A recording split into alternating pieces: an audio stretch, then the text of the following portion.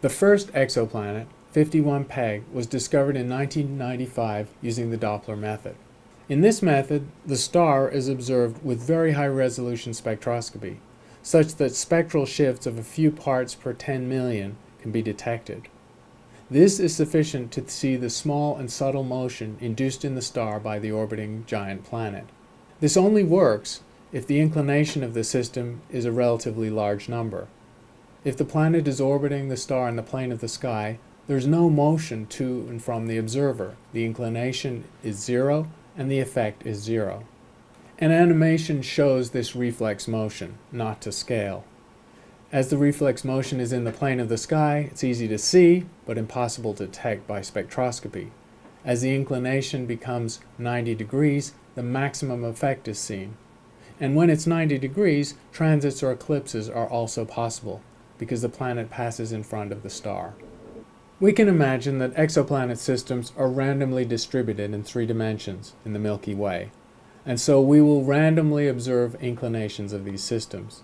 In the case of an inclination of 90 degrees, an equatorial inclination, the full Doppler shift will be detected. If it's in the plane of the sky, no Doppler shift, and planets are not detectable this way. Since we don't know the inclination of any particular system, we deduce that on average the Doppler method underestimates the mass by a factor of 2. That's the average over sine inclination. But the statistical properties of the systems are well understood. We can get a sense of this reflex motion and this Doppler effect by taking our solar system as an example. The Sun does not spin about its center.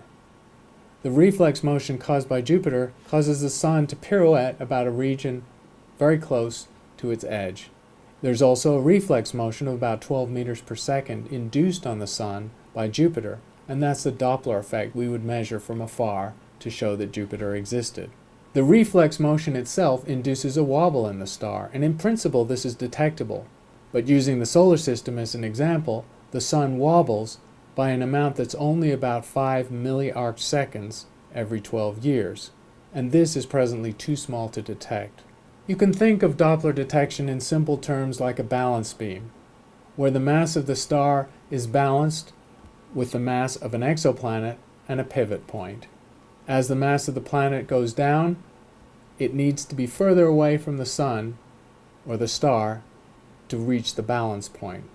And that means that the reflex motion becomes smaller and the velocity of that reflex motion becomes smaller. The first planet discovered was 51 Peg. It had an enormously fast and completely unprecedented speed of 4.4 days, and it's a Jupiter-mass planet. This was a surprise, led to the discovery of other hot Jupiters, and it took a while before we started to find giant planets in normal giant planet orbits. The Doppler method is an indirect way of detecting an exoplanet by the reflex motion that it induces on its parent star.